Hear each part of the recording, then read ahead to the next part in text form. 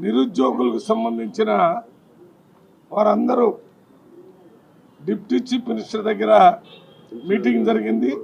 ఆ మీటింగ్లో నేను, బలరాం నాయక్ గారు, అనిల్ కుమార్ గారు, మన చరణ్ కుమార్ గారు, అదే రకంగా లోకేష్ గారు వీరితో పాటు పాల్గొని వారు చెప్పిన విషయాలన్నీ విని దాని మీద ఉప ముఖ్యమంత్రి గారు సానుకూలంగా స్పందించి వెంటనే పబ్లిక్ సర్వీస్ కమిషన్ చైర్మన్ గారితో కూడా అందరి ముందు మాట్లాడి వారు చెప్పినట్టుగా గ్రూప్ 2, గ్రూప్ 3 ఎగ్జామినేషన్స్ని పోస్ట్పోన్ చేయడానికి సానుకూలమైన డేట్స్ని నిర్ణయించి ఎవరికి నష్టం జరగకుండా ఆ డేట్స్ని ఆలోచించి రిపోర్ట్ పంపమని చెప్పారు.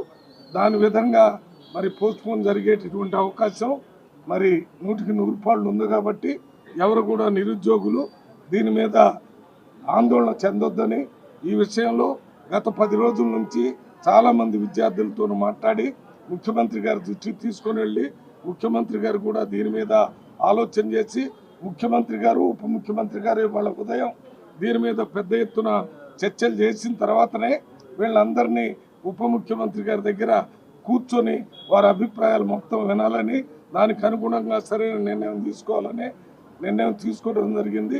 అందులో భాగంగానే ఈరోజు ఈ రకంగా నిర్ణయం తీసుకున్నాం.